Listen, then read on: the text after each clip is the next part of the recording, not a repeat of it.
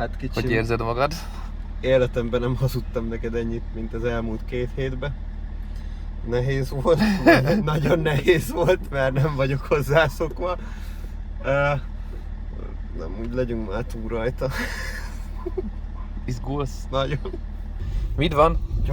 Gyomoríteket. Nagy döntés ez? Nagy. Nagy döntés? Nagy, és izgulok, és jaj. Mindjárt összehányom magam. Jockey wing.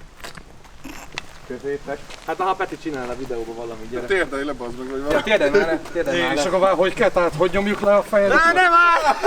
Várjatok!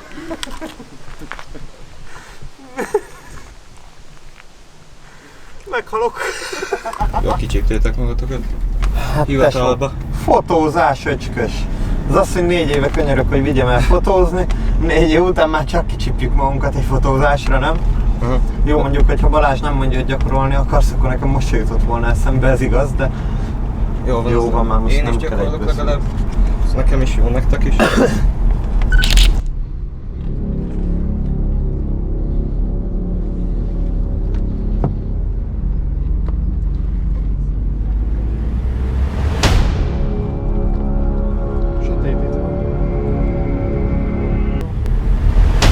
Nem erre kellett volna jönni.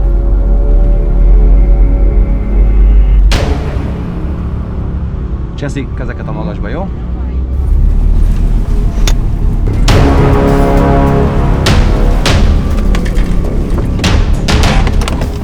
Mi a fasz?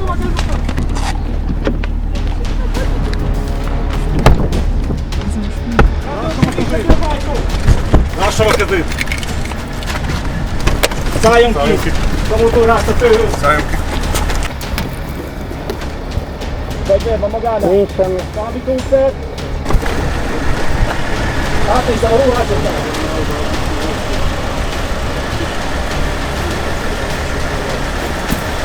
Egy tasat fehér szót!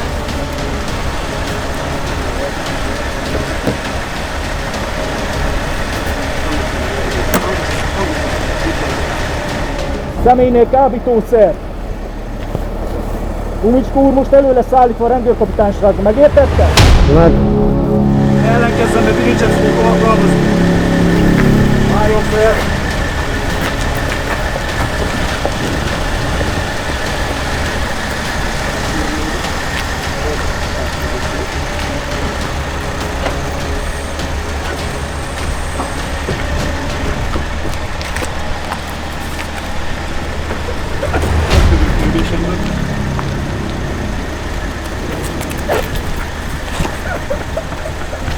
Hozzám.